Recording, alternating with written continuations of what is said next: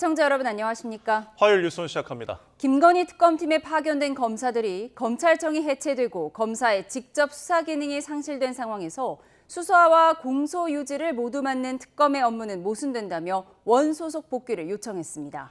다만 특검팀은 당장 복귀하겠다는 의미는 아니라면서 수사는 차질 없이 진행될 예정이라고 해명했습니다. 취재기자 연결해 알아보겠습니다. 임예진 기자.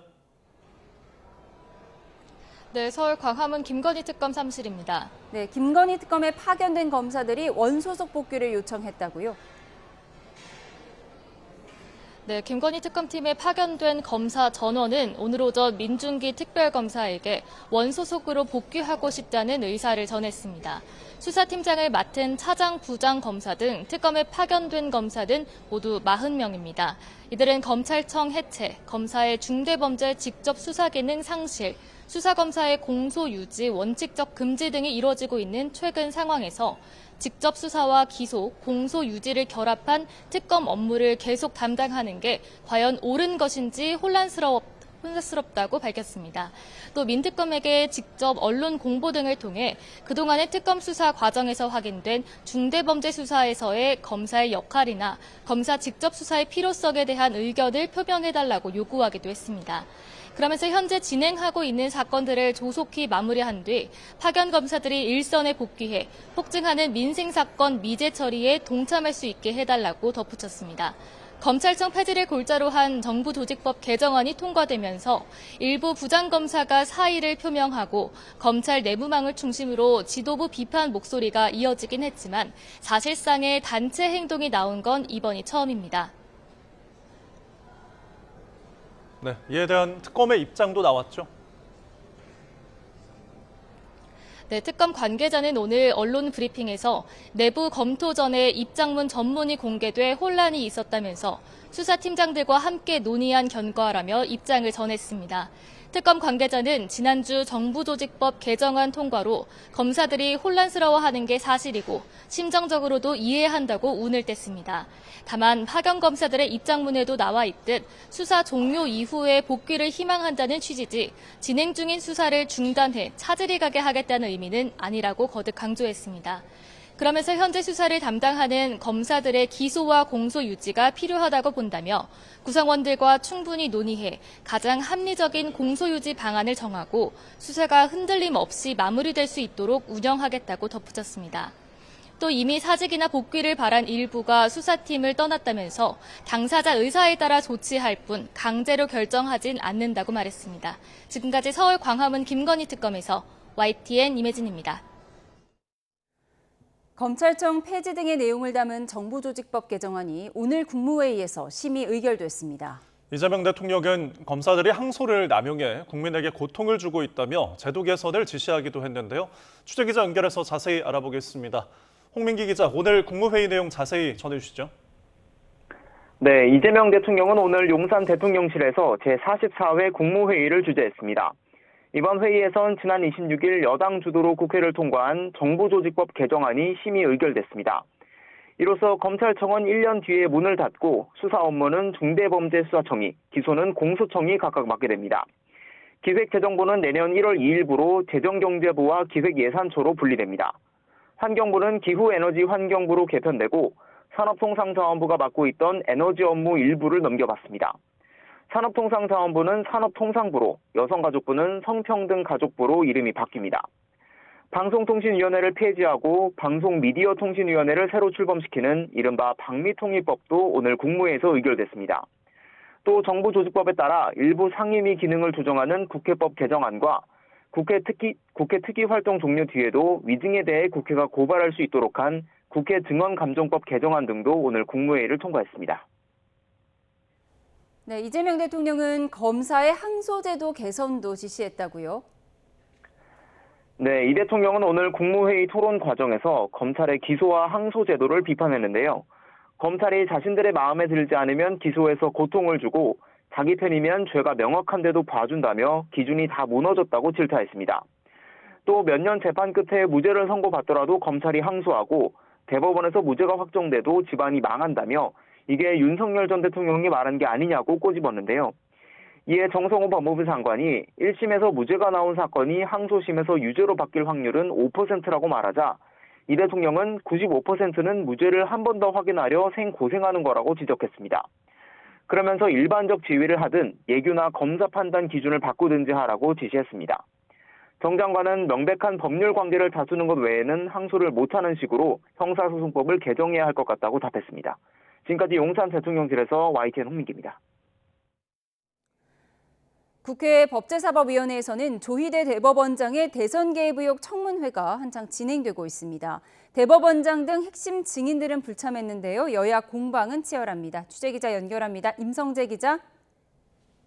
네, 국회입니다. 네, 지금까지 법사위 상황 정리해 주시죠. 네, 오후 2시부터 국회 법사위가 열리고 있습니다. 민주당은 대법원이 지난 5월 당시 대선 후보였던 이재명 대통령의 선거법 사건을 유죄 취지로 파기환송한 경위를 따져보겠다고 벼르고 있는데요. 서영교 부승찬 의원이 제기한 비밀회동설의 주인공 조 대법원장과 한덕수 전 총리는 법사위에 출석하지 않았습니다. 여야는 본격적인 청문회 시작 전부터 충돌했습니다. 민주당은 조 대법원장이 불참한 것을 문제 삼으며 대법원 현장 검증 필요성을 피력했습니다. 박지원 의원은 붕어빵에 붕어가 없다며 다음 달 13일 대법원 국정감사가 예정돼 있지만 15일에도 현장 검증할 필요가 있다고 주장했습니다. 서영교 의원도 대법원장은 꿀리는 게 없었다면 직접 나와 이 파기환송심 전후 과정을 낱낱이 밝혔어야 한다고 강조했습니다. 이 관련 발언 들어보겠습니다. 누구와 어떤 연락을 했는지, 누구와 어떤 모의를 했는지 낱낱이 밝혀져야 합니다. 꼴리는 게 없으면 나왔어야죠. 반면 국민의힘은 여당에서 청문회 명분으로 제기한 회동설 자체가 이 가짜 뉴스라며 오늘 청문회도 이 정치 보복이라고 반박했습니다. 이 송석준 의원은 대법원장을 부를 게 아니라 이 회동설 가짜 뉴스를 처음 제기한 유튜브 방송 관계자들을 불러 확인해야 한다고 촉구했습니다. 나경원 의원은 오늘 청문회는 민주당이 이재명 대통령 관련 재판을 뒤집고 이 내란 재판에 대해선 무조건 유죄를 내라고 하는 노골적인 재판 개입이라고 쏘아붙였습니다. 들어보겠습니다. 노골적으로 한마디로 재판에 개입하는 것, 이것이 바로 저는 입법부에 의한 내란이라고 봅니다. 네, 그런가 하면 어제 대통령실 조직 개편을 두고 정치권에서 뒷말이 무성하다고요? 네, 어제 대통령실 인사에서 김현지 총무비서관이 제1부속실장으로 자리를 옮긴 게 도화선이 됐습니다. 앞서 국회 운영위에서 김현지 당시 총무비서관의 증인 출석을 두고 여야가 세게 부딪혔고 4일 만에 인사가 났습니다. 총무비서관은 국정감사에 빠진 적이 없었고 이 옮긴 부속실장 자리는 국감에 나온 적이 없었던 자리인 만큼 뒷말이 나오는 겁니다. 민주당은 보직 이동은 적재적소의 인사 배치라며 결코 측근 지키기가 아니라고 방어했습니다. 전현희 최고위원은 YTN 라디오 인터뷰에서 국정감사 회피용이라는 야당 시각은 과대 망상적이라고 일축했습니다. 박상혁 원내소통수석 부대표도 CBS 라디오 인터뷰에서 김현지 실장은 처음부터 국감 출석에 대해 국회가 정하면 따르겠다는 입장인 거로 안다고 설명했습니다. 다만 김 실장의 국감 출석을 합의할지는 검토를 해봐야 한다면서 대통령 공세용이 분명한데 이에 응할지는 의문이라고 덧붙였습니다. 반면 국민의힘은 김 부속실장을 존엄현지라거나 V제로 수준이라고 지칭하며 공세를 이어갔습니다. 유상범 원내수석 부대표는 아침 회의에서 김 실장 불출석 시도에 역풍이 불자 한 번도 국감에 출석한 전례가 없는 자리로 발령내는 대단한 창의력을 보였다고 비꼬았습니다. 특히 떳떳하다면 김 실장을 국감에 출석시켜야 할 거라고 강조했습니다. 곽규택 원내수석 대변인도 기상천외한 방식으로 국감 출석을 피해가는 것 같다, 황당하다며 그 정도로 숨겨야 할 사람이라면 더 불러야겠다는 생각이 든다고 언급했습니다. 네, 어제로 4박 5일 필리버스터 전국이 끝나긴 했지만 그 책임론을 두고 공방이 이어지고 있죠.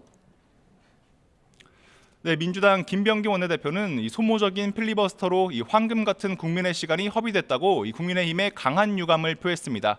어젯밤 SNS에 형식적인 필리버스터 난발을 방지하겠다고 예고한 만큼 관련 입법에 착수할 수 있다는 관측도 나오는데요. 민주당은 민생경제협의체 재가동을 제안하며 민생법안의 신속한 처리를 위해 목요일 본회의를 열자고 거듭 제안했습니다. 이 반면 국민의힘 송원석 원내대표는 아침 회의에서 이 민주당은 순간의 권력에 취해 이 특별한 존재인 듯 착각하면서 의회 민주주의를 파괴하고 있다고 비판했습니다. 특히 여당의 필리버스터 관련 법 개정 예고에도 이 소수 의견 배려 장치를 없애고 이 완벽한 일당 독재를 구축하려는 속셈이라고 비난했습니다. 국민의힘은 향후 민주당이 추진하는 이 비쟁점 법안 처리에도 이 협조하기 어렵다는 분위기를 유지하고 있습니다. 지금까지 국회에서 YTN 임성재입니다. 지기현 부장판사의 술 접대 의혹에 대해 대법원이 징계할 사유가 없다고 판단했습니다. 수개월에 걸친 윤리감사관실 조사와 법원 감사위원회 심의까지 거친 결과인데 공수처 수사는 아직 진행 중입니다. 취재기자 연결해 들어보겠습니다. 김영수 기자, 감사위원회 심의 결과 자세히 전해주시죠. 네, 지기현 부장판사 술 접대 의혹에 대한 대법원 법원 감사위원회 심의 결과가 공식적으로 공개됐습니다. 결론은 현재까지 확인된 사실만으로는 징계 사유가 있다고 판단하기 어렵다는 겁니다. 다만 수사가 진행 중인 만큼 수사로 비위 행위가 드러나면 엄정하게 처리하겠다고 밝혔습니다. 법원 감사위원회는 7명으로 구성되는데 위원장과 부위원장을 포함한 6명이 외부 인사가 들어가고 1명은 법원 내부 인사 중에 임명됩니다.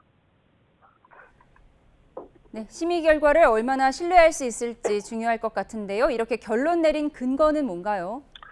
대법원이 이 같은 결론을 공개하면서 이례적으로 4쪽짜리 보도자료를 언론에 제보했습니다. 대법원 윤리감사관실이 사실관계를 확인한 방법과 관계자들의 일부 진술, 결제한 금액까지 담겼습니다.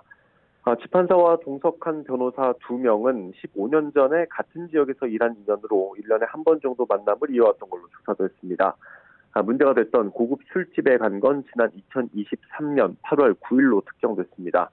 윤리감사관실 조사 결과 먼저 횟집에서 식사한 일행은 A 변호사 제안으로 2차로 이동했는데 지 부장판사는 해당 술집이라는 사실을 모르고 왔다고 진술했습니다. 이곳이 여성 종업원들이 동석하는 룸살롱으로 알려지면서 논란이 컸었죠. 지 부장판사는 내부에 큰 홀이 있어서 그런 곳으로 생각하지 않았다고 진술했고 현장 조사 결과도 이 취지에 부합했다고 윤리감사관실이 밝혔습니다. 이후 지 부장판사는 한두 잔 정도 술을 마신 뒤 자리를 떴고 당시에는 여성 종업원이 있지 않았다고도 덧붙였습니다. 네, 직무 관련성이 있는지가 관건인데요. 그 부분은 어떻게 판단됐습니까? 술자리에 동석한 변호사 모두 당시 지 부장판사 재판부에서 진행하는 사건이 없었다고 윤리감사관실이 확인했습니다. 또 최근 10년 동안 지 부장판사가 두 변호사가 대리인으로 선임된 사건을 처리한 적도 없다고 강조했습니다. 논란이 됐던 모임 이후 세 사람이 다시 만난 적이 없다고도 밝혔습니다. 이런 사실을 근거로 대법원 윤리감사관실은 직무 관련성이 인정되기 어렵다고 봤고 법원 감사위원회에도 이 같은 내용을 보고했습니다.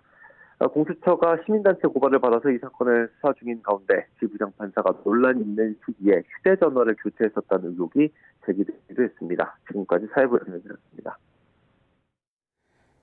내란 우두머리 방조 혐의 등을 받는 한덕수 전 총리의 첫 재판이 오늘 오전 1시간여 만에 끝났습니다. 한 전 총리 측은 위증을 제외한 나머지 혐의에 대해선 부인한다는 입장을 밝혔는데요. 현장에 취재기자 나가 있습니다. 권준수 기자. 네, 서울중앙지방법원입니다. 네, 한덕수 전 총리의 첫 공판 생각보다 일찍 끝난 거죠? 네, 한 전 총리의 내란 우두머리 방조와 위증 혐의 등에 대한 첫 공판 기일이 열렸습니다. 재판부는 내란 특검의 공소사실 설명 이후 한 전 총리 측의 입장을 듣고 1시간여 만에 재판을 마무리했습니다. 한 전 총리 측은 위증을 제외한 나머지 혐의는 부인한다고 밝혔습니다. 다만 헌법재판소에서 계엄 당일 대통령실에서 관련 문건을 보거나 받은 기억이 없다고 위증한 부분도 고의는 아니라는 취지라고 설명했습니다. 한 전 총리는 윤 전 대통령의 위법한 비상계엄 선포를 막지 않고 되려 방조한 혐의 등으로 재판에 넘겨진 만큼 앞으로 특검과 구체적인 사실관계를 다퉈나갈 것으로 보입니다. 네, 한 전 총리가 피고인석에 앉은 모습도 공개가 됐죠. 그렇습니다. 지난주 윤석열 전 대통령의 특검 첫 기소 재판 때처럼 한 전 총리가 피고인석에 앉은 모습을 언론사가 촬영할 수 있었고요. 법원이 자체적으로 촬영한 재판 과정도 인터넷을 통해 공개됐습니다. 한 전 총리는 직접 발언에 나서기도 했습니다. 40년 가까운 공무원 생활을 하면서 시장 경제 등 우리나라가 발전해야 한다는 신념을 가져왔다며 비상계엄은 국가 발전 차원에서 봤을 때 받아들이기 어려웠다고 말했습니다. 재판부는 다음 기일을 10월 13일로 지정했습니다. 이때 계엄 문건과 관련된 대통령실 CCTV 증거조사와 송미령 농림축산식품부 장관에 대한 증인신문 등을 이어나갈 전망입니다. 네, 그런가 하면 윤석열 전 대통령은 특검의 외환죄 조사에 또 불출석했다고요? 네, 내란 특검에서 외환죄 2차 소환 조사가 오전부터 예정돼 있었지만 윤 전 대통령은 나오지 않았습니다. 계엄 선포 전인 지난해 10월부터 11월 사이 우리 군이 평양에 무인기를 보낸 경위와 관련해 특검은 수사의 속도를 내려 하고 있습니다. 그러나 변호사 선임계나 불출석 사유서가 모두 제출되지 않았고 윤 전 대통령 측은 건강 악화로 대응이 어렵다고 주장한 바 있습니다. 이런 가운데 법원에선 윤 전 대통령의 내란 재판 추가 공판 준비 기일이 있는데 대통령실 비화폰 등 국가기밀 증거에 대한 조사가 비공개로 진행되고 있습니다. 지금까지 서울중앙지방법원에서 YTN 권준수입니다. 네, 이재명 대통령이 오늘 부산에서 이시바 시게루 일본 총리와 한일 정상회담을 엽니다. 벌써 세 번째 만남인데 양국 정상이 수시로 상대국을 오가는 이른바 셔틀 외교가 본격화한 거란 평가가 나오고 있습니다. 현장에 나가 있는 취재자 연결합니다. 정인용 기자. 네, 저는 부산 백스코에 나와 있습니다. 네, 새 정부 출범 이후 이번이 3차 정상회담이죠? 네, 그렇습니다. 지난 6월 캐나다 G7 정상회의를 계기로 열린 1차 한일 정상회담과 지난달 일본 도쿄에서 진행한 2차 회담에 이어 이번이 세 번째입니다. 이재명 대통령은 이곳 부산에서 이시바 시게루 총리와 정상회담을 열고 만찬과 친교 행사 일정을 소화할 예정입니다. 형식적으로는 실무 방문이지만 환영 행사나 회담장, 친교 행사에서 그 이상의 환대를 준비했다는 게 대통령실의 설명입니다. 앞서 이 대통령은 지난 방일 당시 서울이 아닌 지방에서 만나자고 이시바 총리에게 제안하면서 부산에서 회담이 열리게 된 건데요. 일본 총리가 우리 정상과 양자회담을 위해 서울 이외의 도시를 찾는 건 2004년 이후 21년 만입니다. 대통령실은 두 정상이 한 달여 만에 마주하는 데다 정부 출범 3개월여 만에 상호 방문이 완성된 만큼 한일 간 셔틀 외교가 정착된 거라고 의미를 부여했습니다. 다음 달 퇴임을 앞둔 이시바 총리로서는 취임 후 첫 한국 방문이자 마지막 해외 방문이 될 걸로 보입니다. 이런 가운데 김혜경 여사는 예정됐던 한일 정상 내외 친교 일정을 건강 문제로 소화할 수 없게 됐습니다. 네, 두 정상이 벌써 세 번째 만남인 만큼 다양한 이야기가 오갈 것 같은데요. 오늘 회담의 의제는 어떻게 전망됩니까? 네, 일단 양국이 공통으로 안고 있는 저출산 고령화 등 인구 문제와 지방 활성화에 대한 논의가 우선 테이블에 오를 전망입니다. 지난달 정상회담에서도 관련 협의체 출범에 공감대를 이룬 만큼 구체적인 운영 방안을 모색할 걸로 보입니다. 또 인공지능과 수소 등 미래 산업 협력 확대 방안에 대해서도 의견 교환이 이뤄질 예정입니다. 특히 공식 의제는 아니지만 두 나라 공통 관심사인 대미 관세 협상 후속 조치를 둘러싼 이야기도 오갈 가능성이 큽니다. 먼저 미국과 관세 협상을 끝낸 일본 측으로부터 우리 측이 조언을 구할 수 있을 거란 관측입니다. 과거사 문제가 언급될지도 관심입니다. 이시바 총리가 한일 관계에 우호적이고 역사 문제에 전향적인 입장을 보여온 만큼 유의미한 입장 표명을 할 수도 있다는 기대감도 흘러나옵니다. 대통령실 관계자는 YTN에 지난 회담처럼 두 정상이 공동 발표 같은 걸 하진 않는다면서도 양국 협력 의지를 담은 회담 결과를 합의문 형태로 도출할 걸로 보인다고 전망했습니다. 지금까지 부산 백스코에서 YTN 정인용입니다. 경찰이 국가정보자원관리원에 대한 4차 합동감식에 들어갔습니다. 안정화 작업이 완료된 발화 추정 배터리는 국과수로 옮겼고 발화 원인 규명 등을 위해 정밀 감식을 이어갈 예정인데요. 현장에 나가 있는 취재기자 연결해 보겠습니다. 오승훈 기자.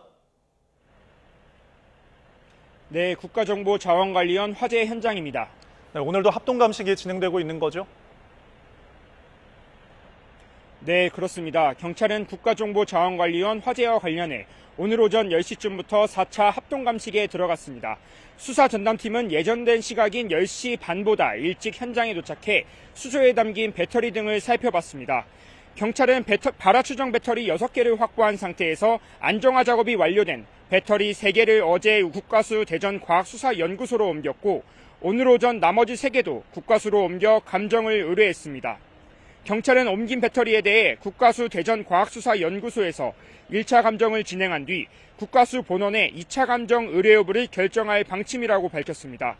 또 오늘 합동감식은 5층 바라보이 정밀 감식과 3D 스캐너 촬영 등을 진행하고 있는 것으로 파악됐습니다. 네, 추가 참고인 조사도 이뤄졌다고요? 네, 그렇습니다. 경찰은 앞서 참고인 신분으로 현장 작업자와 배터리 유지보수 업체 관계자 등 5명을 추가로 소환해 조사를 진행했다고 말했습니다. 정확한 발화 지점이 어디인지, 배터리 발화 원인은 무엇인지 등을 물어본 것으로 파악됐습니다. 이들은 앞서 경찰이 참고인 신분으로 조사를 마친 현장 작업자 7명과 마찬가지로 전원을 차단하고 40분 뒤에 불꽃이 튀었다는 취지로 진술한 것으로 파악됐습니다. 소방청이 국회에 제출한 상황 보고서를 보면 지난 26일 밤 8시 20분에 최초 신고를 접수했고 2시간 40여 분 뒤인 밤 11시쯤 전원 차단을 완료한 것으로 확인됐습니다. 이에 대해 소방청은 브리핑을 통해 5층 전산실 전체 구역에 대한 전원 공급 차단을 뜻하고 비상 전원 장치 배터리의 전원 차단을 의미하는 것은 아니라고 설명했습니다. 경찰은 화재 당시 국가정보자원관리원 건물 내 CCTV 영상 분석과 정밀 감식을 통해 배터리 전원 차단 여부 등 정확한 발화 원인을 규명할 계획입니다. 다만 발화 지점을 직접 비추는 CCTV가 없어 화재 원인 분석에 대한 상당한 시간이 걸릴 것으로 보입니다. 지금까지 국가정보자원관리원 화재 현장에서 YTN 오승훈입니다. 네, 국가정보자원관리원 화재로 행정 전산망이 멈춘 초유의 사태가 닷새째 계속되고 있습니다. 아직 복구율은 10%를 조금 넘은 수준으로 정부는 이제야 중단된 시스템이 각각 무엇인지 파악을 완료했습니다. 취재기자 연결해서 자세한 내용 들어보겠습니다. 양희력 기자, 복구 상황 어떻습니까? 예, 오전 10시 기준 아직인데요. 복구된 온라인 행정 서비스는 87개입니다. 중단된 시스템이 모두 647개니까 복구율은 13.4%, 10분의 1을 조금 넘어선 수준입니다. 어젯밤 10시 기준 81개가 복구됐으니까 지금까지 6개 서비스가 추가로 정상화된 겁니다. 아직 복구가 필요한 행정 서비스는 560개에 이릅니다. 정부가 복구에 안간힘을 쏟고는 있지만 사태의 중요성을 생각하면 복구가 더딘 상황입니다. 네, 이게 정상화되려면 한 달을 걸릴 거란 전망이 나오고 있어서 국민 불편이 좀 불가피해 보이는데요. 복구 작업의 속도를 높이는 방안이 추가로 나온 게 있습니까? 오전에 중앙재난안전대책본부 회의에서 윤호중 중대본부장 모두 발언이 있었습니다. 무엇보다 중요한 건 복구 속도를 높이는 거라며 속도감 있게 복구를 앞당기도록 최선을 다하겠다 전했지만 구체적인 방법이 언급되진 않았습니다. 다만 이번 화재로 서비스가 중단된 647개 시스템 목록을 오늘 안에 국민께 공개하고 각 시스템의 복구 상황을 투명하게 밝히겠다고 말했습니다. 그런데 이 같은 전면 공개가 늦어진 이유도 함께 밝혔는데요. 한번 직접 들어보겠습니다. 전산 시스템이 이번 화재 사고로 함께 소실이 됐습니다. 직원들이 가지고 있는 자료, 그다음에 기억 이런 것들을 전부 동원해서 이 리스트를 복원하고 이와 함께 정부는 시스템 장애를 틈타 발생할 수 있는 전화금융 사기와 스미싱 범죄가 예상된다며 주의를 당부했습니다. 스미싱은 악성 앱 주소를 포함한 문자를 대량으로 보내 이용자가 해당 앱을 설치하거나 전화하도록 유도해 금융정보나 개인정보를 탈취하는 수법을 말합니다. 행안부는 정부 시스템 장애 관련 안내 알림에서 인터넷 주소, 그러니까 URL이 포함된 문자와 사회관계망 서비스 안내 문자를 발생하지 않는다며 만약 스미싱 의심 문자를 받았거나 문자에 적힌 인터넷 주소를 클릭해 악성 앱 감염이 의심되는 경우 24시간 무료로 운영하는 한국인터넷진흥원 118 상담센터로 신고하고 상담하라고 안내했습니다. 지금까지 행정안전부에서 YTN 양희렉입니다. 사실혼 관계였던 여성을 살해한 40대 남성이 경찰에 붙잡혔습니다. 시 씨는 무려 1년이 지난 뒤 범행 장소한 김치냉장고에서 발견이 됐는데요. 취재 내용 자세히 들어보겠습니다. 김인성 기자, 먼저 어떤 사건인지 정리해 주시죠. 네, 어제 저녁 전북 군산시 조촌동 원룸에서 40대 여성의 시신이 발견됐습니다. 원룸 안 김치냉장고에서였습니다. 여성과 사실혼 관계였던 40대 남성이 범인입니다. 과거 한 직장에서 근무하다 만난 사이로 두 사람 다 회사를 그만둔 뒤 함께 살고 있었습니다. 그러다 주식 투자 문제로 다퉜고 남성이 여성을 목 졸라 살해했습니다. 살해 시점은 지난해 10월 20일입니다. 거의 1년이 돼서 시신을 찾은 건데 남성은 범행을 숨기기 위해 갖가지 수법을 동원했습니다. 먼저 시신을 숨기기 위해 따로 김치 냉장고를 샀습니다. 여성의 휴대전화로 피해자 본인 행세를 하며 유가족들에게 메시지로만 연락했습니다. 유가족들이 왜 통화가 안 되느냐고 하면 바쁘니까 연락하지 말라는 식으로 둘러댔다고 합니다. 살해 장소는 남성이 자기 명의로 계약한 빌라였는데요. 월세 30만 원씩을 꼬박꼬박 내 집주인의 의심을 사전 차단했습니다. 남성은 범행 후에도 피해 여성의 카드를 쓰거나 대출을 받았다고 진술했습니다. 네, 이렇게 범행을 계획적으로 은폐해왔는데 어떻게 잡힌 겁니까? 예, 경기도에 사는 피해 여성의 가족이 경찰에 실종 신고를 하면서입니다. 1년 가까이 통화도 안 되고 얼굴도 못 봐 의심을 버리지 않은 겁니다. 경기경찰에 공조 요청을 받은 군산경찰서 실종팀 형사가 숨진 여성의 휴대전화로 연락을 시도했습니다. 직접 통화하거나 얼굴을 보기 전에는 그냥 못 넘어간다며 남성을 압박했습니다. 이에 놀란 남성은 현재 함께 사는 다른 여성에게 피해 여성인 척 경찰 전화를 받아달라고 부탁했습니다. 그런데 이건 아무리 가족의 부탁이라고 해도 그냥 넘기기는 힘든 이상한 부탁이죠. 이 여성은 남성에게 무슨 일이냐고 계속 추궁했고 남성이 결국 범행 사실을 실토했다고 합니다. 남성은 집으로 찾아온 경찰의 긴급 체포에 순순히 응했습니다. 최초 실종 신고부터 남성이 검거되고 자백을 받아 시신을 찾기까지 약 8시간에 걸쳐 벌어진 일입니다. 경찰이 구속영장을 신청해 오늘 오후 4시 전주지방법원 군산지원에서 구속 전 피의자 신문이 열리고 있는데요. 남성은 범행 수법과 이유 등을 묻는 취재진에게 죄송하다는 말만 반복하고 법원으로 들어갔습니다. 지금까지 전북취재본부에서 전해드렸습니다.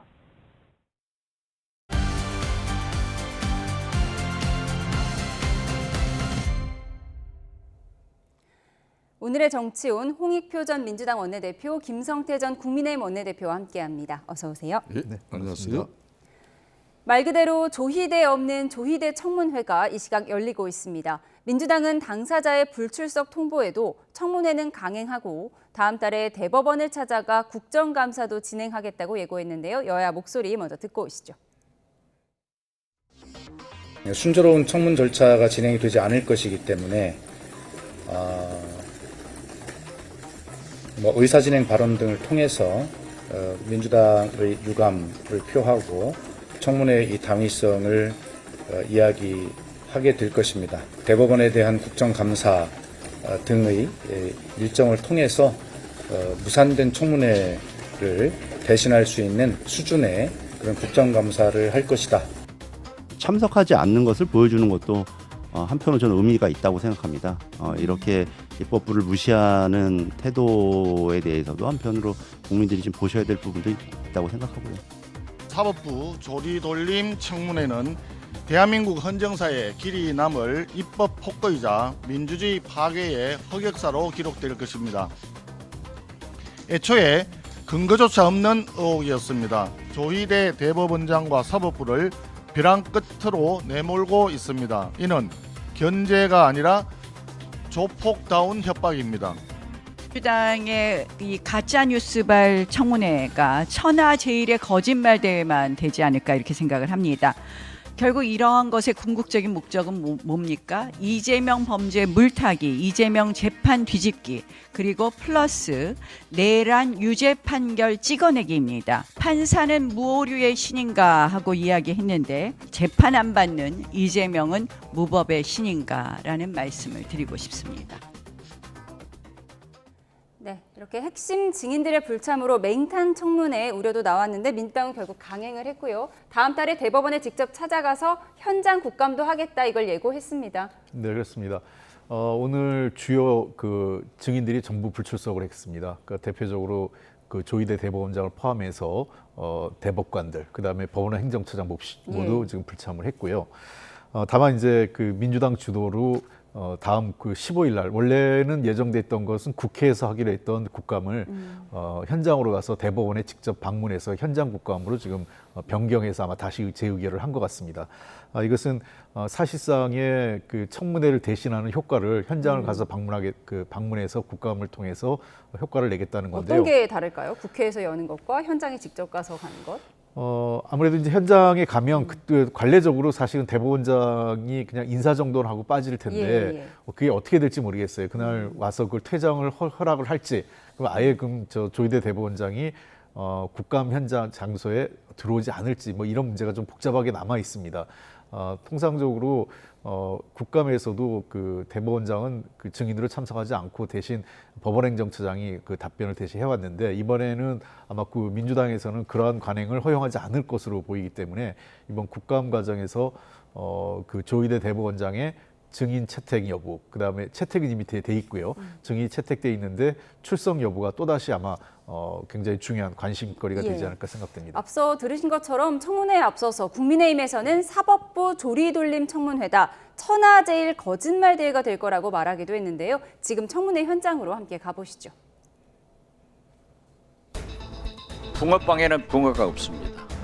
오늘 조희대 청문회가 예상됐지만은 조희대 대법원장이 출석하지 않는다고 합니다.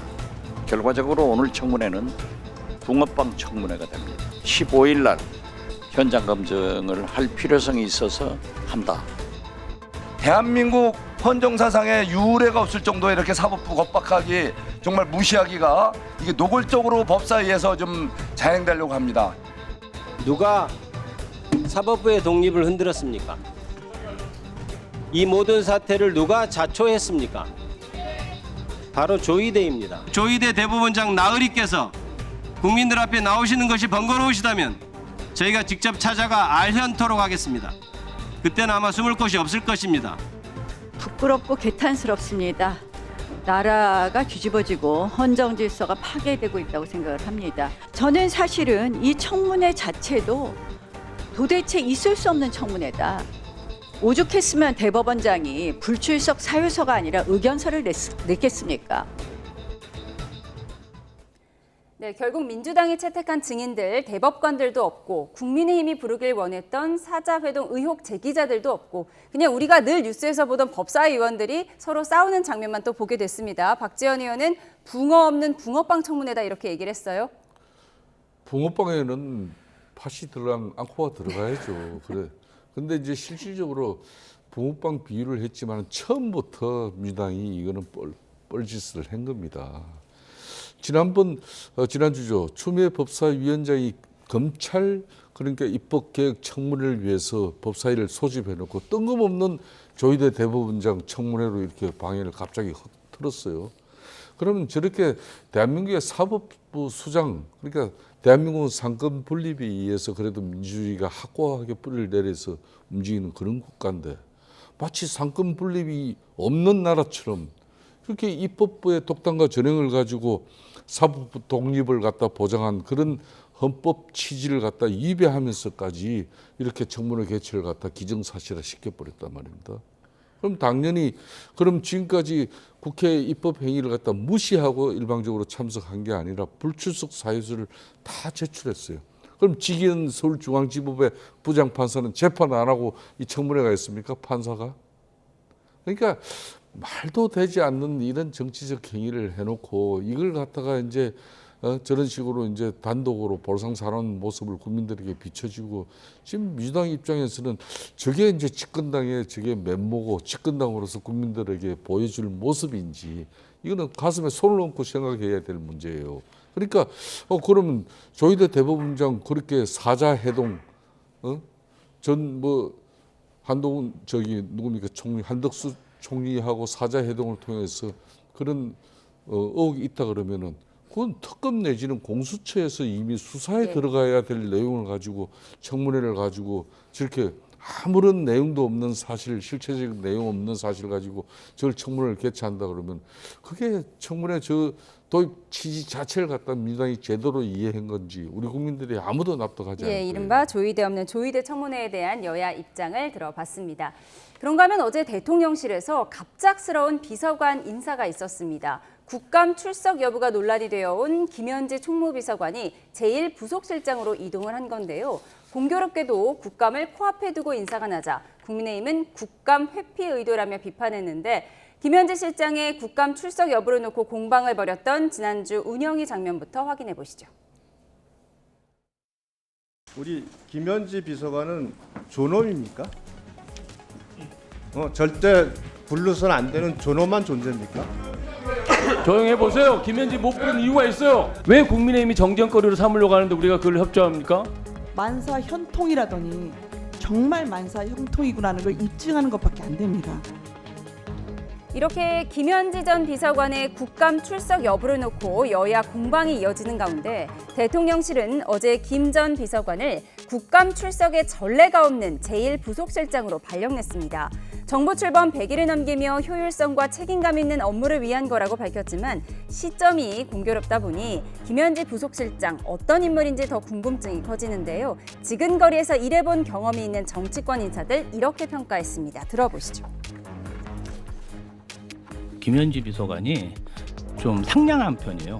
상냥한? 친절하고 다른 사람들하고도 잘 지내고 김현지 비서관하고 일하면서 가장 편했던 것은 이분이 이 어떤 조직 내 레드팀 역할을 확실히 하시는 분이에요.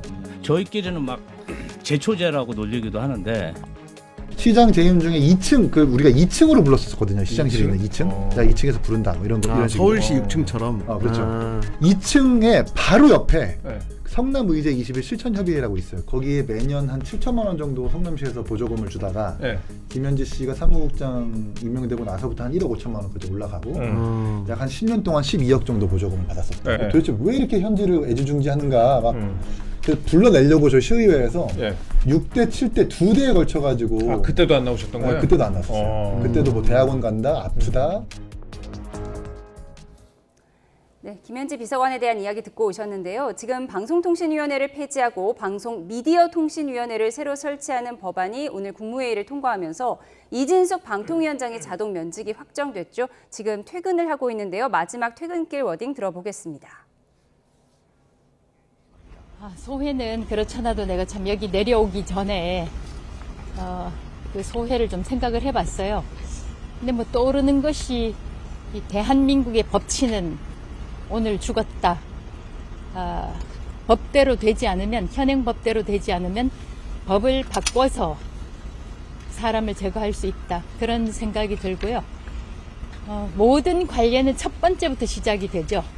관행, 관례 이런 것들이 이전에 있었으니까 그 관례에 의해서 할 수 있다라는 것인데 대한민국에서 이 무법치, 법에 맞지 않는 이런 관례가 새로 생기게 됐어요. 자, 이번에 그러면 이진숙이라는 사람이 못마땅해서 잘라낸다. 방송통신위원회를 방송미디어통신위원회로 바꿔서 사람을 잘라낼 수 있다. 자, 만약에 그러면 다음 정부에 그 어느 정부가 될지는 몰라도 기재부 장관이 마음에 들지 않네. 미래기획재정부. 그 여성가족부, 지금 이제 성평등가족부로 바뀌었지만 여성가족부가 마음에 들지 않네. 여성가족부 장관이 마음에 들지 않네. 그러면 여성행복가족부. 이렇게 하면 사람을 다 잘라낼 수 있는 그 첫 번째 사례가 지금 만들어졌습니다. 그래서 대한민국의 법치는 죽었다. 이렇게 말씀을 드리고 싶고요.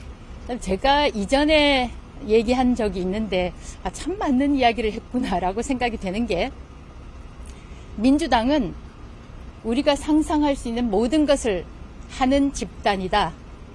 우리가 상상하지 못하는 것도 하는 집단이다라고 했는데 어떻게 그렇게 내가 정확하게 지적을 했는지 저 스스로한테 놀랍니다. 취임 사흘 만에 탄핵을 했고 그런 기록을 그런 관례, 선례를 만들어냈고 또 이진숙이라는 사람이 거추장스러우니까 법을 바꿔서 방통위를 없애고 방송미디어통신위원회라는 새 기관을 만드는 그런 상상할 수 없는 일을 또 했다. 정말 참 대단하구나라는 생각을 합니다. 그런데 오늘 이진숙이라는 사람은 숙청이 되지만 네, 방송통신위원회가 방송미디어통신위원회로 바뀌게 되면서 오늘 자동 면직 처리된 이진숙 위원장의 마지막 퇴근길 모습 보고 오셨습니다. 대한민국의 법치는 오늘 죽었다 이런 생각이 든다면서 법대로 안 되면 법을 바꿔서 사람을 제거할 수 있다라면서 민주당을 향한 비판을 쏟아냈고요. 위헌 소송을 예고하기도 했습니다. 이에 대한 자세한 소식은 들어오는 대로 추가로 전해드리도록 하겠습니다. 네, 앞서서 제1부속실장으로 자리를 옮긴 김현지 전 비서관에 대한 이야기를 하고 있었는데요. 김현지 전 비서관은 최근 논란이 된 국정감사 출석에 대해서 국회 결정에 따르겠다는 입장으로 전해지는데요. 이에 대한 정치권 목소리 듣고 와서 대담 이어가겠습니다. 대통령실이 이 국정감사 때문에 뭔가 보직을 이동을 할 만큼 그렇게 한가한 조직이 아닙니다. 굉장히 그 쳇바퀴처럼 맞물려서 돌아가는 조직이기 때문에 제가 볼 때는 김현지 비서관이 나오더라도 김현지 비서관이 뭐 물어볼 시간도 없고 물어볼 것도 별로 없을 거예요.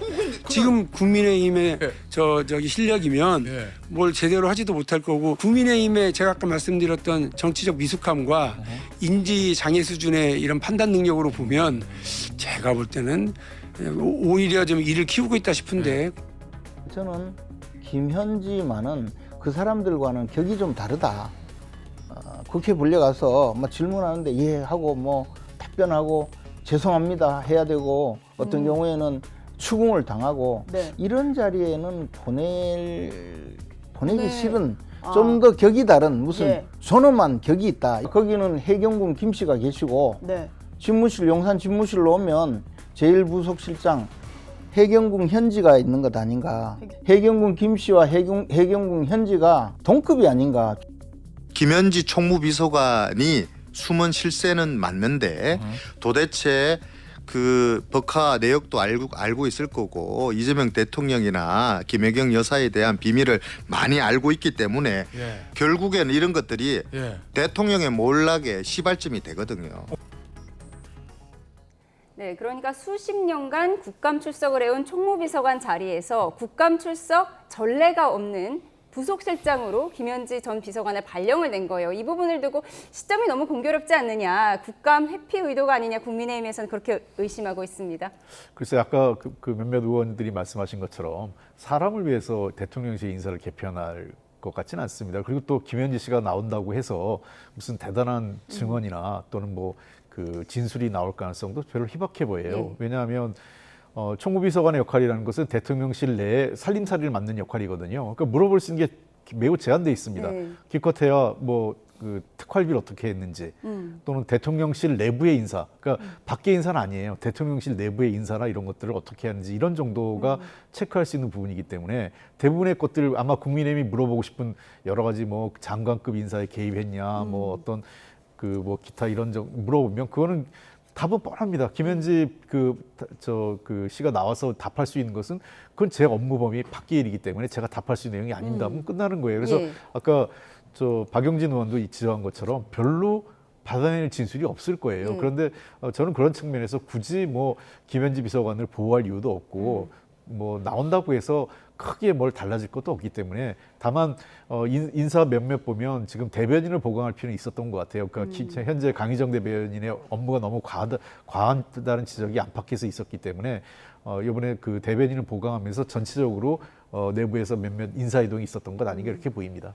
김현지 비서관 한 사람을 위한 조직 개편이 아니었다라는 걸 강조하셨는데 말씀하신 것처럼 대단한 진술이 나올 것도 아니고 물어볼 것도 별로 없는데 왜 이렇게 꽁꽁 감추려고 하느냐, 이게 국민의힘의 입장인 거잖아요. 그런 것입니다. 이번 같은 경우는 이재명 그 용산 대통령실에서 그것도 국정감사 기간 이틀 국회 운영위원장이 딴 사람도 아닌 민주당 김병기 원내대표예요.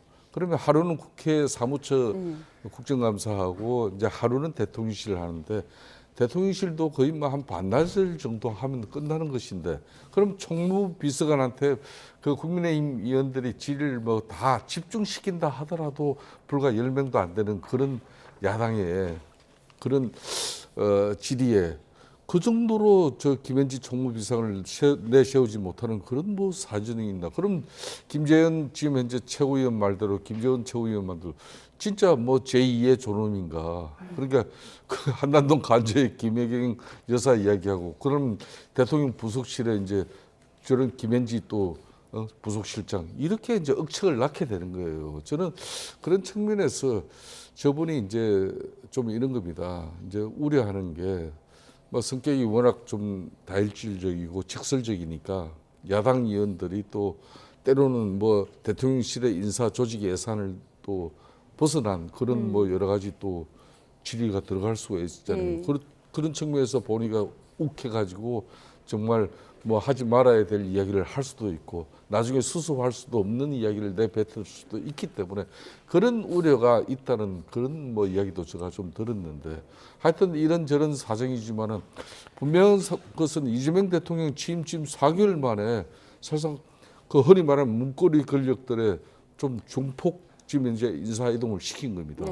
그게 이제 결론은 김현지 총리비서관을 갖다가 또 제1부속실장은 관례적으로 대통령을 항상 각 직원에서 보필을 보좌를 해야 되니까 국회에서도 안 불러요.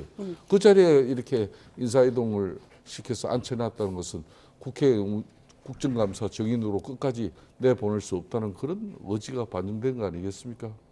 그래서 너무 저런 문고리 권력에 대해서 가대한 보호 자체가 나중에 본질적으로 문제가 되는 겁니다. 왜 저런지 저는 이해가 가지 않아요. 저는 좀 다른 건 모르겠는데 그 여당 측의 과정 관리에 대해서는 조금 서툴렀다 생각은 돼요.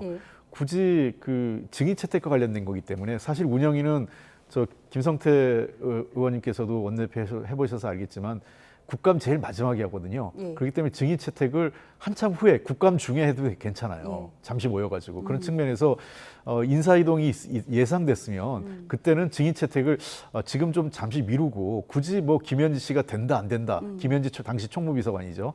총무비서관의 증인 채택이 된다 안 된다 이런 얘기를 할 필요도 없고 대통령실에 몇 가지 조직 개편도 있고 하니까 이후에 다시 한번 시간을 이후에 한번 했으면 좋겠다 이렇게만 얘기하면 됐고요.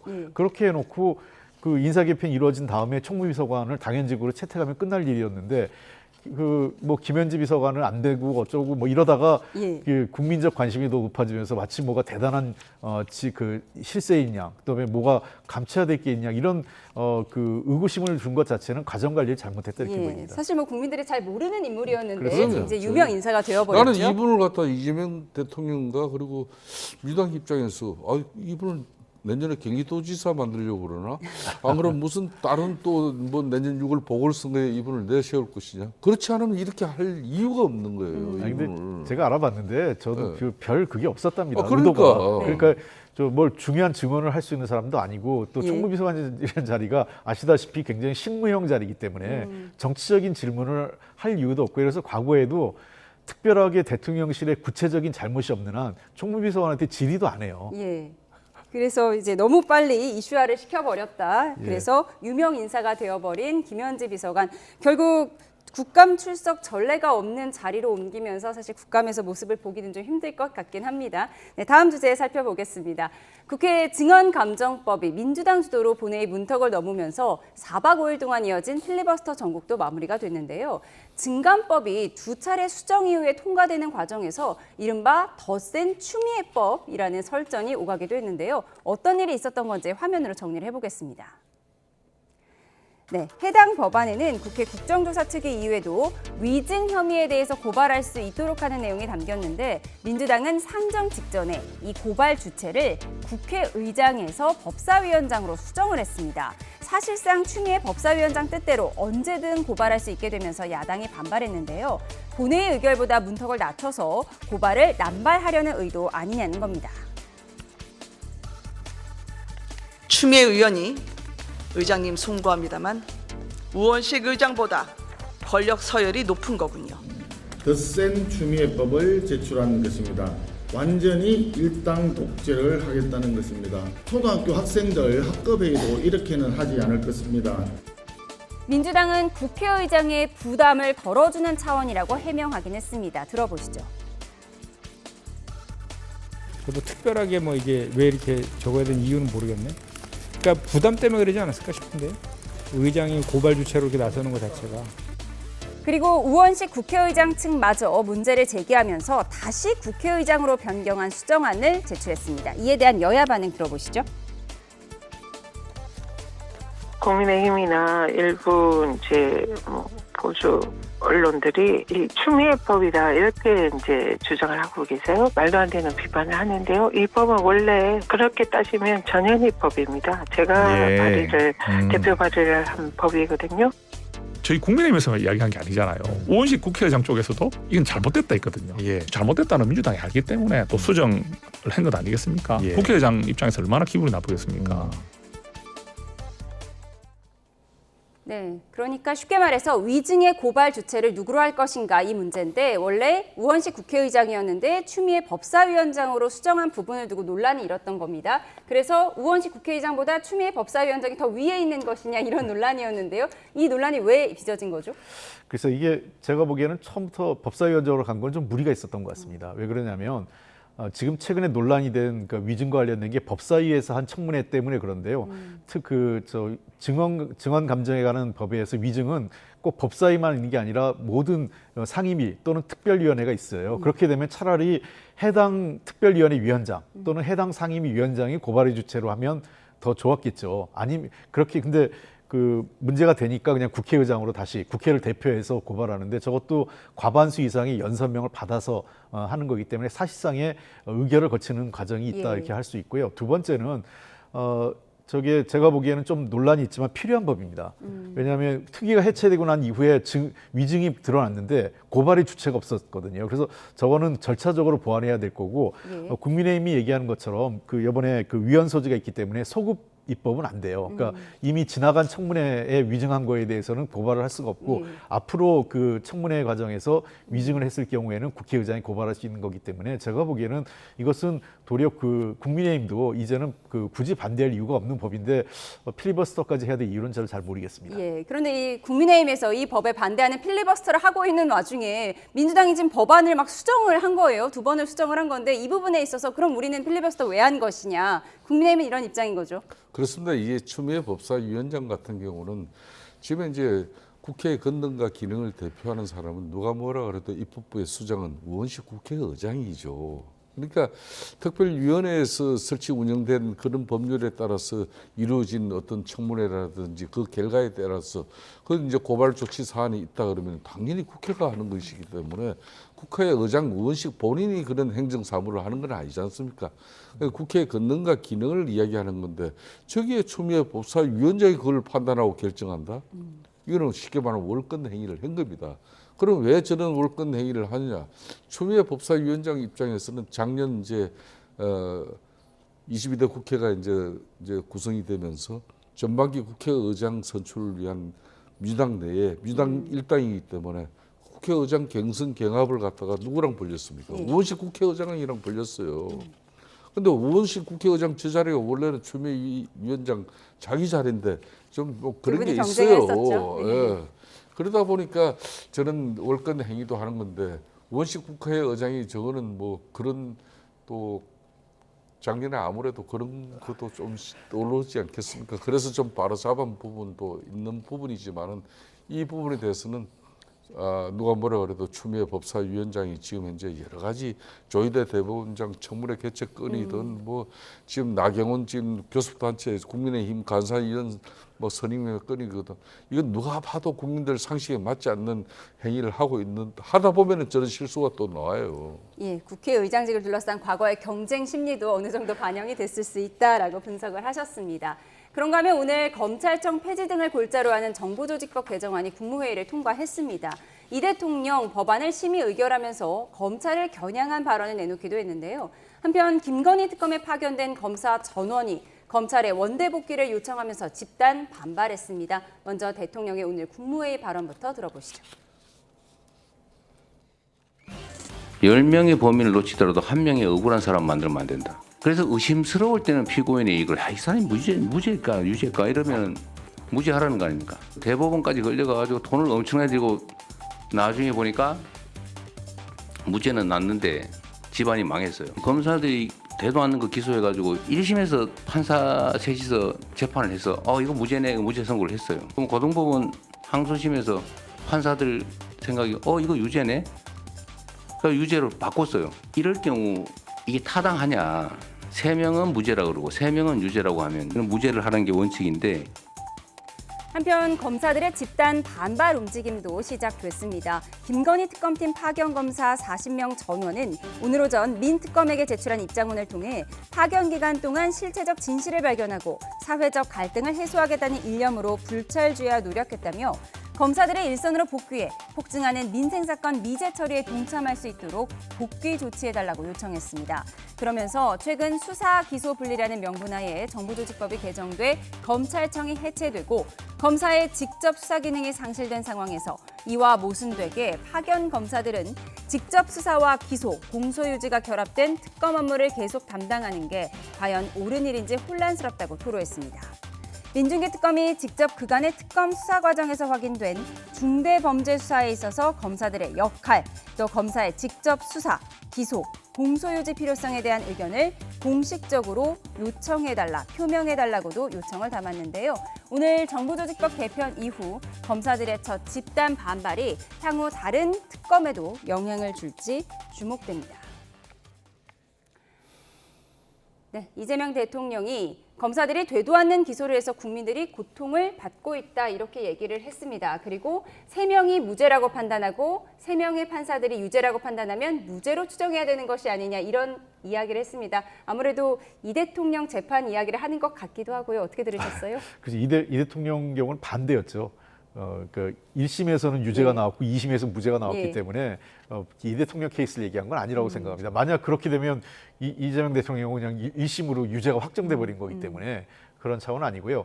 일단 우리나라가 지금 3심제 하에서 너무 그 항고와 상고가 남발되는, 그러니까 2심, 3심을 하는 게 남발되는 거기 때문에 외국에서도 이런 경우는 좀 제한하는 그 제도가 있어요. 그런 장치들을 한번 고려해 보자는 거고, 두 번째는 사실 검찰의 기소만 되는 것만으로도 막대한 그 변호사 비용이라든지 또는 일상적인 정상적인 생활이 불가능하다는 측면에서 개인적 피해를 보기 때문에 기소를 좀 너무 남발해서는 안 된다 이런 원칙적인 얘기라고 보고요. 특히 저는 이 문제에 대해서는 당장에 뭐 3심제를 제한할 수 없다 하더라도 기소에 따른 유무죄, 그러니까 그 무리한 기소에 따른 그 무죄 판결 시에 판결 결과에 따라서 인사에 이걸 적극적으로 반영해서 검사들에 대한 평가를 좀 해야 되지 않을까 이런 생각도 갖고 있습니다. 그리고 아울러 지금 검사들이 집단적으로 특검에서 원대복귀하겠다고 하는 것은, 저런 입장을 내는 것은 공무원으로서 매우 부적절하다고 생각합니다. 이건 정치적으로 항명인데요.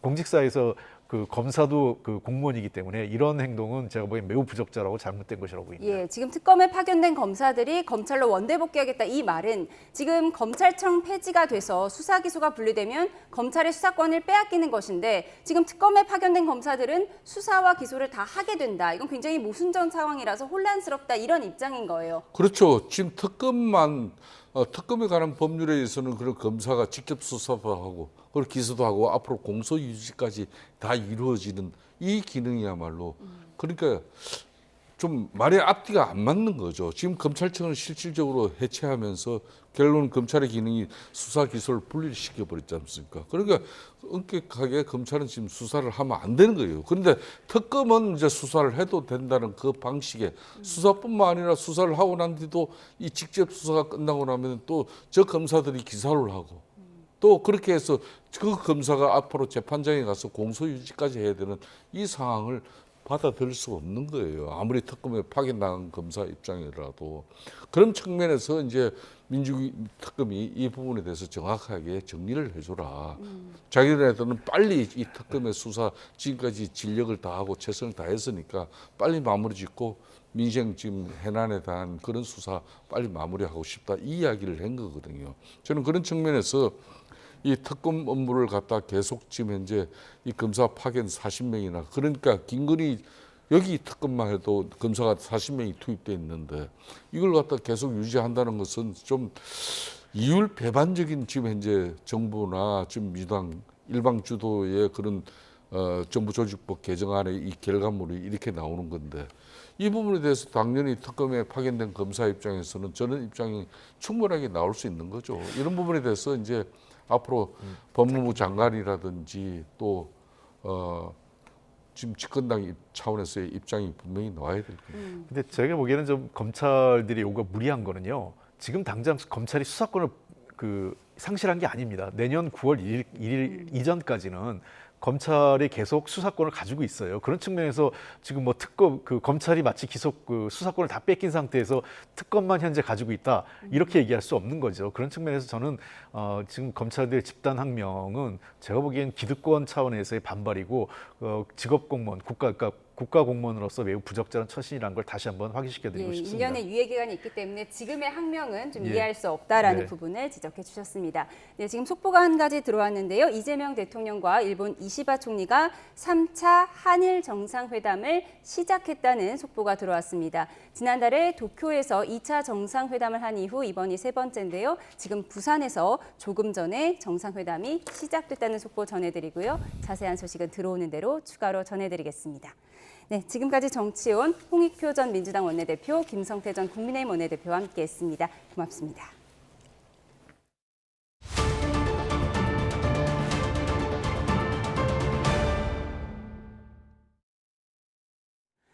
피해자들을 울리는 악질적인 전세 사기 범죄가 여전히 기승인 것으로 드러났습니다.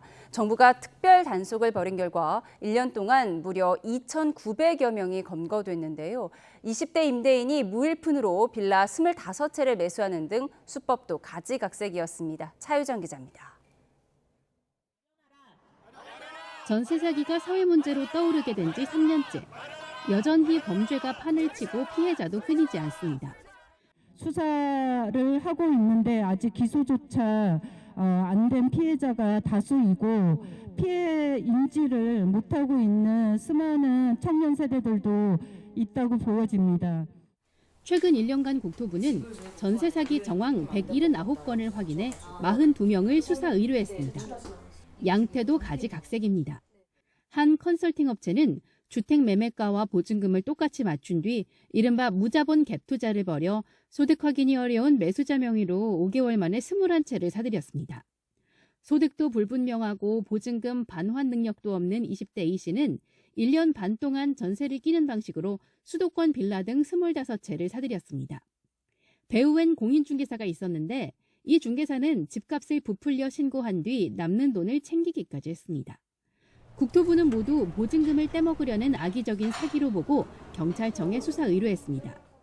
여전히 그 전세 사기 의심되는 건들이 나오고 있고 또 보증금 반환 능력이 없는 그런 30대 이하 연소자가 또 개입되는 그런 사례나 컨설팅 업체가 개입돼서 전세 사기를 하는 그런 사례들이 있어서 경찰이 최근 1년간 검거한 전세 사기 사범은 2,913명에 달합니다. 조직적인 전세 사기범 23명에게는 10년 이상의 중형이 선고되기도 했습니다. 국토부는 인공지능을 활용한 검거 시스템을 활용해 전국 단위 정례 조사를 강화할 예정이며 검찰은 피해자들이 신속히 피해를 회복할 수 있도록 수사 단계에서부터 특별법상 피해자 결정 제도를 안내하고 절차를 지원할 방침입니다. YTN 차유정입니다. 5천만 원 이하 소액 연체자에 대한 신용 사면으로 역대 최대 규모인 최대 370만 명이 혜택을 받을 것으로 보입니다. 다만 사면자가 다시 빚을 연체할 수 있다는 도덕적 해이 논란도 불거지고 있습니다. 손유정 기자입니다. 금융위원회가 소액 연체 채무자에 대한 신용회복 지원 조치를 시행합니다. 지난 2020년 1월부터 올해 8월까지 5천만 원 이하 연체자가 대상인데 연말까지 모두 갚는다면 신용사면 대상이 됩니다. 대출과 같은 금융거래에 불이익을 주는 연체 기록을 삭제해 주는 것으로 최대 370만 명이 혜택을 볼 수 있습니다. 이미 밀린 빚을 모두 갚은 257만 7천 명은 바로 연체 기록이 삭제됐습니다. 아직 다 갚지 못한 112만 6천 명도 연말까지 전액 상환하면 별도 신청 없이 신용회복 지원을 받을 수 있습니다. 금융위는 지난달 말까지 밀린 빚을 모두 갚아 연체 이력이 지워진 경우 신용평점이 평균 40점 오르는 것으로 나타났다고 밝혔습니다. 특히 20대와 30대의 신용점수가 크게 올라 청년층 재기에 효과적일 것으로 기대했습니다. 신용도가 낮아 고금리 대출에 의존해야 했던 서민들도 이번 조치로 1금융권 문턱을 넘을 수 있게 될 전망입니다. 29만 명이 신용카드를 새로 발급받을 수 있고 23만 명은 은행권 신규 대출 평균 평점을 넘을 것으로 보입니다. 다만 지난해 신용사면을 받은 사람 3명 가운데 1명은 다시 연체자가 된 것으로 집계된 만큼 사면 조치가 금융기관 건전성에 부담을 주거나 성실 차주에게 피해를 줄 수 있다는 지적도 나옵니다. 한 번 연체했던 분들이 그렇지 않은 분보다 훨씬 재발 가능성이 있거든요. 연체할 수 있는 분들 관리가 어려워지고 결과적으로는 이제 신용 질서가 어그러질 가능성이 있는 거죠. 신용회복 지원 대상 여부는 신용평가회사 홈페이지에서 확인할 수 있습니다. YTN 손효정입니다. 올해 추석 연휴 기간 245만 명이 넘는 이용객이 인천국제공항을 이용할 것으로 예상됩니다. 인천공항공사는 다음 달 2일에서 12일 하루 평균 이용객이 지난해 추석 연휴 대비 11.5% 증가한 22만 3천 명으로 전망된다고 밝혔습니다. 연휴 기간 인천공항이 가장 붐비는 날은 10월 3일로 23만 9천 명이 이용해 공항 역대 최다 여객 기록을 경신할 것으로 보입니다. 출발 여객이 가장 많은 날 역시 10월 3일로 예측되며 도착 여객이 가장 많은 날은 마지막 날인 12일로 예상됩니다. 네, 중국은 내일부터 국경절 황금 연휴에 돌입하면서 14억 인구의 대이동이 시작됩니다. 우리 정부의 무비자 정책과 맞물려 중국인 단체 관광객 유커들이 몰려올 것으로 예상되는데요. 중국 현지 연결합니다. 강정규 특파원. 네, 베이징입니다. 네, 중국의 이번 황금 연휴 얼마 동안 이어지나요? 네, 중국의 건국 기념일인 10월 1일부터 8일까지 8해 동안입니다. 중국 교통당국은 이 기간 연인원 23억 6천만 명이 이동할 거라고 내다봤는데요. 여행 성수기에 맞춰 중국 남부 구이저우성 협곡엔 높이 625m, 길이 2890m짜리 대교가 개통했습니다. 중국 서남부 윈난성과 베트남, 라오스 등 동남아 이웃 국가를 잇는 국경 고속철도 운행에 들어갔습니다. 백두산으로 이어지는 북중접경 고속철 노선이 새로 뚫린 건 우리나라 관광객들에게도 솔깃한 소식이죠. 이번 연휴 예상 출입국 인원은 하루 평균 200만 명, 중국 유입만큼 해외로도 쏟아져 나온다는 얘기입니다. 네, 우리 정부가 어제부터 중국인 단체 관광객의 무비자 입국을 허용한 것도 이번 연휴 특수를 노린 셈이죠? 네, 요즘 중국 젊은이들 사이에선 서울병이란 신조어가 등장할 만큼 한국 여행이 인기라고 합니다. 무비자 혜택까지 적용되면서 이번 연휴 한국 단체 여행 예약은 이미 서너 달 전에 다 찼습니다. 그러나 무비자 세부 지침이 지난 8월에야 발표돼 진정한 특수를 기대하기엔 늦었다는 지적도 나옵니다. 무엇보다 무비자 유커들의 불법 체류 이탈 책임을 여행사가 지도록 하면서 업계 반발도 사고 있는데요. 여행객 100명 가운데 불법 체류자가 2명만 나와도 자격 취소를 당할 수 있어서 모객을 꺼리는 겁니다. 한국 내 반중 시위에 대한 중국인들의 우려도 무비자 특수의 걸림돌로 작용하고 있습니다. 지금까지 베이징에서 YTN 강정규입니다.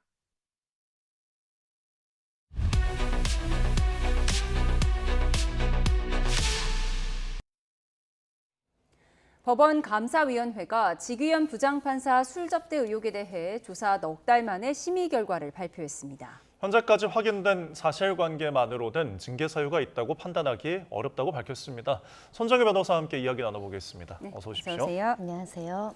네, 대법 감사위원회가 이제 넉 달 만에 조사 결과를 내놨는데 일단 지금까지 조사된 바로는 징계 사유가 있다고 보기 어렵다는 거예요?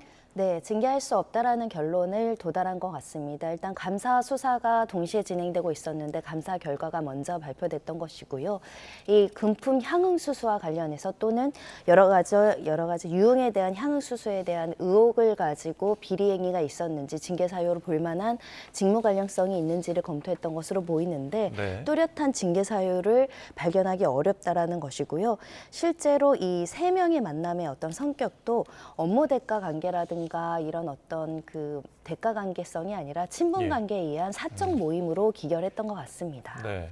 자, 보도자료를 네 쪽짜리를 언론에 배포를 했는데 이 내용을 좀 이야기해 보겠습니다. 그러니까 동석한 사람 2명이 변호사 후배라고 하는데요. 조사 결과에서는 어떤 결과인가요? 네, 이런 친밀 관계를 자세하게 설명을 했더라고요. 그러니까 이 세 명의 인적인 인연은 15년 전으로 거슬러 올라가서 지원에서 이제 근무를 할 때가 작은 이제 지역의 어떤 지원에서 근무했을 때 한 명의 변호사 같은 경우는 그 당시에 실무 수습을 하는 사법연수생 우리가 15라고 이야기를 하거든요. 네. 법원의 15였고 있었고, 한 명은 공익법무관으로 이제 군대 대신에 이제 법무관 활동을 하는 후배였다라고 이 7년 9년 차 후배이기 때문에 후배들과 그 당시에 법관으로서의 어떤 인연으로 시작해서 예. 정기적으로 사적으로 만나는 인연 관계이다. 이렇게 이제 정리가 됐습니다. 예. 그러니까 당일에 3명이서 1차에서 횟집에서 먹었고 그리고 2차로 해당 고급 술집에 갔는데 뭐 그러한 술집인지는 모르고 따라갔다라는 거예요.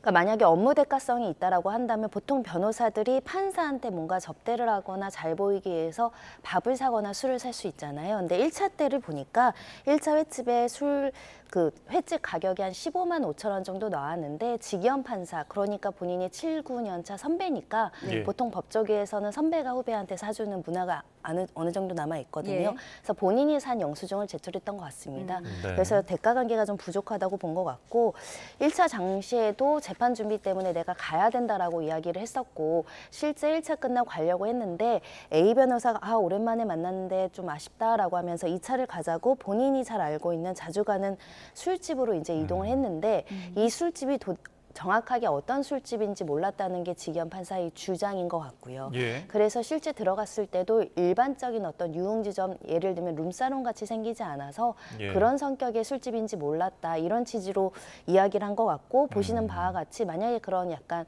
유흥 적개건들이 있거나 했다면 또 사진까지 남기지 않았을 텐데 예. 이 직위원 판사의 주장을 이제 대법원 감사위원회에서도 받아들여 준 것 같습니다. 네. 그러니까 이제 후배 변호사의 제안으로 가서 이제 따라갔던 그 술집, 이 술집에 대한 이야기들이 좀 무성했는데 좀 어떤 정보가 담겨 있습니까? 일단은 법조계에서 많이들 알고 있는 업소라고 하는데요. 이렇게 예. 보이는 것처럼 일반적인 어떤 술집인 것과 다르게 실제로 유흥 적개건이 있다라는 이야기도 있어서 실제 허가 사항은 유흥주점으로 나왔을 가능성이 있는데 네. 실제 술집 사장도 조사를 하고 술집에 대한 현장 조사도 있었다고 하고요. 예. 동석자 조사 모두 마친 결과 그 당시에 유흥 적개건, 그러니까 여자나 이런 사람들이 없었다고 합니다. 그리고 술을 한두 잔 먹고 자리를 이석했다라고 이제 진술이 나와서 실제 이 술 가격에 대해서 접대를 받았다라고 볼 만한 근거가 부족하다라고 이제 본 것 같습니다. 예. 그러니까 1차 횟집은 15만 5천 원을 직위원 판사가 직접 결제를 했고 그리고 2차로 술집에 갔을 때는 여성 종업원을 동석하지 않았다. 여기까지가 나온 겁니다. 그다음에 중요한 게 이제 직무 관련성인데 직무 관련성이 전혀 확인되지 않았다는 게 오늘 감사 결과인 거죠? 그렇습니다. 청탁금지법에서 그 초과하는 어떤 술 가격을 받았느냐라는 부분에 있어서는 술 한두 잔 먹고 가셨으니까 그 부분에 해당하지 않는 것 같고 이 부분도 후배 변호사가 냈다라고 한다면 업무 대가성이 있으면 문제가 될 여지가 있는데 이 전부 이 사건 검색 내역 관련한 조사를 해봤더니 10년 동안 직위원 판사 재판부에 이 A 변호사, B 변호사가 사건을 그러니까 선임계를 낸 자료가 없다라는 겁니다. 그러니까 사건 재판과 직접적으로 연계된 사건이 한 건도 없었다라는 점이 확인이 돼서 네. 혹여라도 직위원 판사가 담당하는 재판부에 이 대리인들이 실제로 변호 활동을 했으면 인정관계 친분 관계 때문에 좀 특혜를 받거나 유리한 판단을 받은 거 아니냐, 그런 업무 대가성이 있는 거 아니냐를 살펴보았지만 이 관련 사건은 확인이 안 됐다라고 알려지고 있습니다. 네.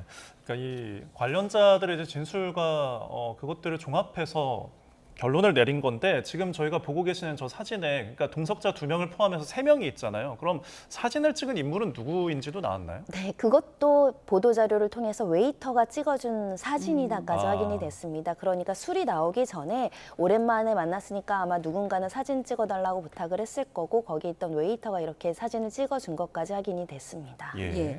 지금 법원 감사위원회 결과를 저희가 들었고 있는데 수사기관이랑은 또 별개인 거잖아요. 수사기관에서 수사를 하고 있는데 이 감사위원회 발표가 지금 난 이유가 있을까요? 감사위원회로서는 징계 조사 결과 더 이상 징계 사유를 조사할 만한 부분들이 없는데 시간을 늦추기보다는 조속하게 징계 사유가 없다는 것을 종결 짓는 것이 타당하다라고 판단을 했던 것 같고요.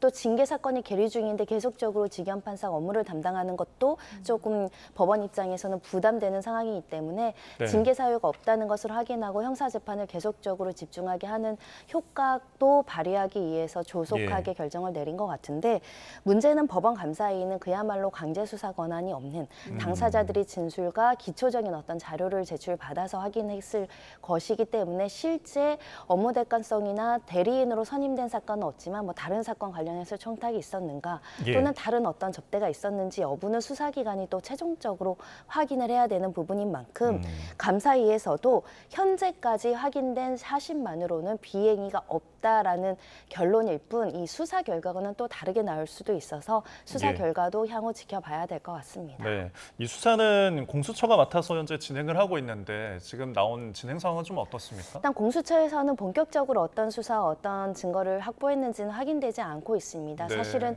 이와 관련해서 지금 감사 결과를 기본적으로 봤을 때는 법조계에서는 워낙에 이제 뭐 법대 선후배, 연수원 선후배 같은 공간에서 근무하는 직장 동료 선후배들이 사적인 어떤 모임을 하는 경우들이 많아서 그에 나아가서 사건에 결부돼서 뭔가 부탁을 하고 그와 관련한 선물, 청탁, 금품 수수가 있었다고 한다면 이것은 명확한 징계 사유가 될 수 있는데 그와 관련한 객관적인 물증이나 증거가 없다면 사실 수사 결과도 무혐의로 끝날 가능성은 좀 높아 보이거든요.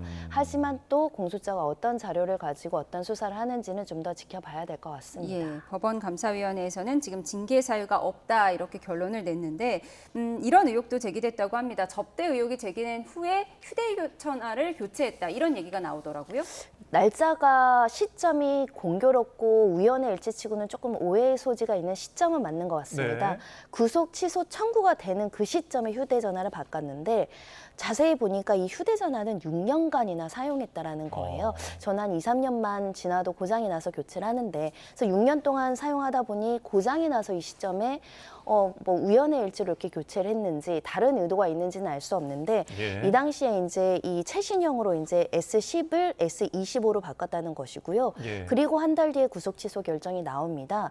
그리고 이 교체된 S25를 2달 만에 다시 샤오미로 바꾸거든요. 또 그 과정 중에 예전 기기에 넣었다 뺐다 하는 또 과정들이 있었어요. 이러다 보니까 6년이나 핸드폰을 쓰는 사람이 단기간 안에 최소 2번 이상의 어떤 그 휴대전화를 교체하는 게 좀 이례적인 거 아니냐, 왜 그랬을까라는 지금 의혹들이 제기된 상황이고요. 이와 관련해서 예를 들면 고장이 나서 또는 이것으로 바꿨는데 뭐 이렇게 훼손이 돼서 또는 이런 여러 가지 사유가 있었을 것인데 이에 대한 좀 해명이 필요한 것 같습니다. 네, 지금 저희가 그래픽을 보여드리고 있지만은 6년 정도 썼던 이제 갤럭시 S10을 이제 구속 취소가 청구된 날짜에 이제 교체를 하고서 그런데 이제 몇 개월, 한 3개월 정도 지난 다음에 그것을 다시 샤오미 폰으로 교체를 했습니다.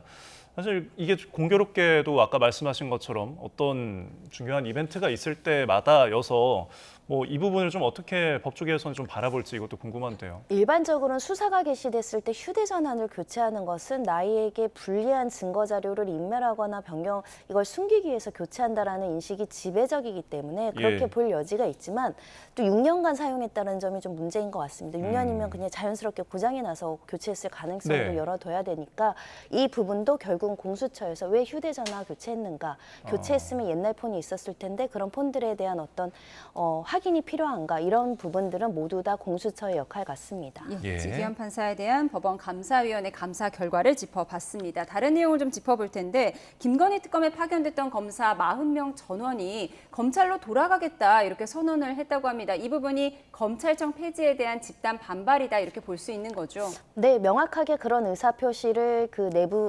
외부적으로 표시한다라고 봐야 될 것 같습니다.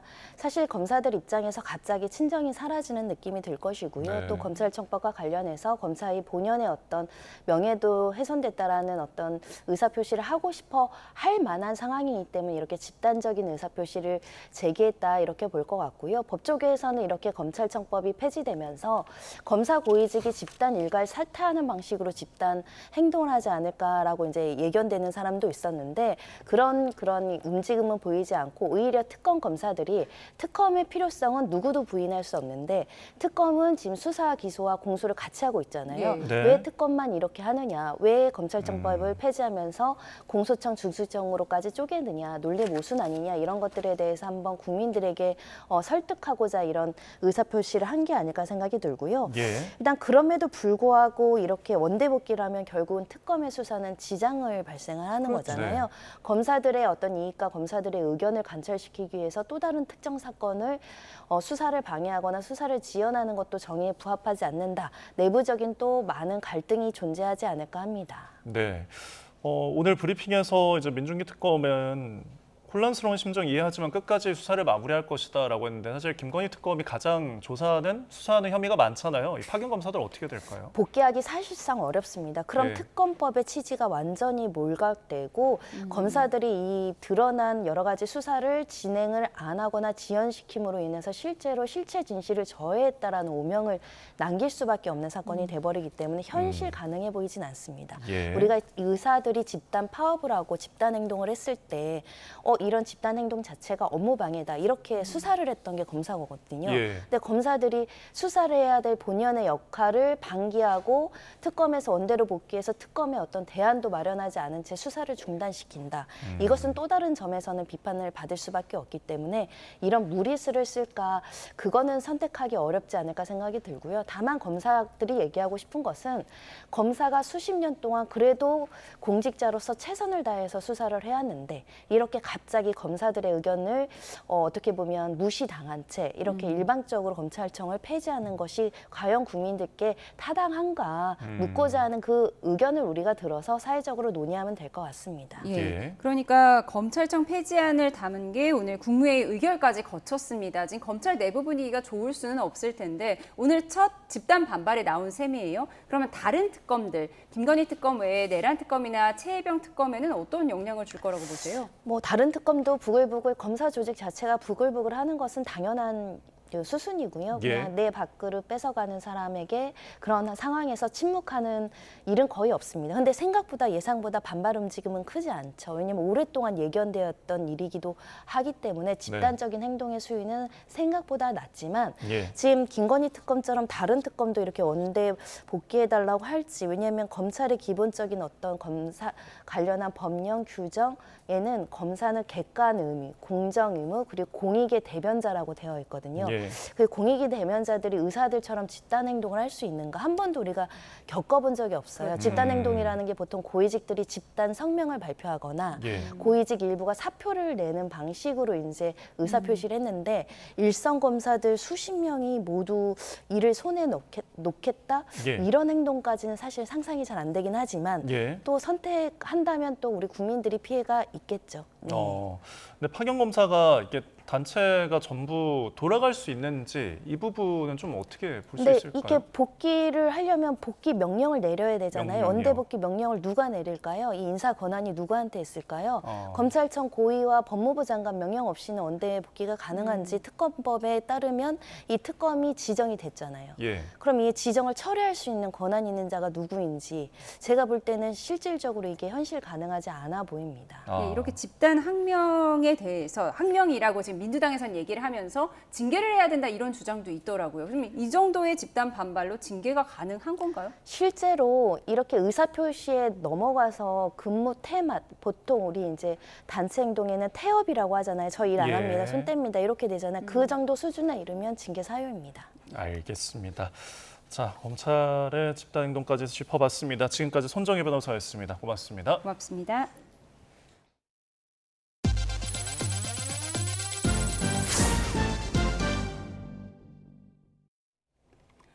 HD 현대중공업은 미 해군 7함대 소속 4만 1000톤급 화물 보급함이 정기 정비를 위해 울산 연포부두에 입항했다고 밝혔습니다. 미 해군과 함정 정비 협약을 체결한 뒤 처음 따낸 사업으로 설비 점검과 장비 검사 등을 거쳐 올해 말 미 해군에 인도할 계획입니다. HD 현대중공업은 앞으로 HD 현대미포와의 합병을 통해 중형 선박 건조와 유지, 보수, 정비 등 해외 함정 사업 역량을 강화할 방침입니다. LG전자가 이사회를 열고 인도 법인 지분 15% 구주 매각을 의결했다고 공시했습니다. 이에 따라 인도증권거래위원회에 최종 증권신고서를 제출할 계획으로 이르면 다음 달에 기업 공개 절차가 마무리될 전망입니다. 최근 현지 매체 등이 예상하는 공모 규모는 1,150억 루피, 우리 돈 1조 8천억 원 수준입니다. 현대모비스가 국내 20여 개 기업, 연구기관과 함께 국내 첫 민간주도 자동차 반도체 협력기구를 구축했습니다. 현대모비스가 주축이 된 K자동차 반도체 동맹은 차량용 반도체를 독자적으로 설계해 생산하는 능력을 확보해서 안정적인 공급 체계를 구축하는 걸 목표로 하고 있습니다. 연평균 9% 성장률을 기록 중인 세계 차량용 반도체 시장은 오는 2030년 200조 원 규모로 커질 전망입니다. 네이버가 오는 11월 6일부터 이틀 동안 최신 기술과 전략을 공개하는 통합 컨퍼런스 단25를 개최합니다. 이번 행사에서 네이버 최수연 대표는 새로운 인공지능 기술 전략을 소개하고 플랫폼 생태계의 미래 방향성을 제시할 예정입니다.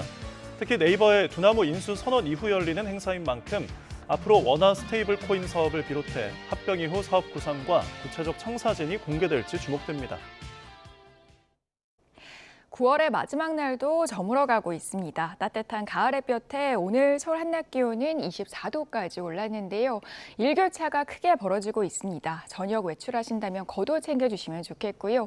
저녁까지 일부 중부와 경북 내륙에는 약한 소나기가 지나는 곳이 있겠습니다. 내일 출근길에도 곳곳에 안개가 매우 짙겠습니다. 운전하신다면 안전에 유의해 주셔야겠고요. 안개가 걷히고 나면 전국에 맑은 하늘이 드러나겠습니다. 내일 아침 공기는 오늘과 비슷하게 서늘하겠습니다. 서울과 대구 아침 기온이 17도, 광주가 15도 보이겠고요. 한낮에는 대부분 지역이 25도를 웃돌면서 덥겠습니다. 서울이 26도, 대구와 창원이 28도까지 올라가겠습니다. 이번 주 금요일은 개천절이자 긴 추석 연휴의 시작인데요. 충청 이남과 영동에는 비가 내리겠습니다. 날씨였습니다. 화요일에 보내드린 뉴스온 마치겠습니다. 함께해 주신 여러분 고맙습니다.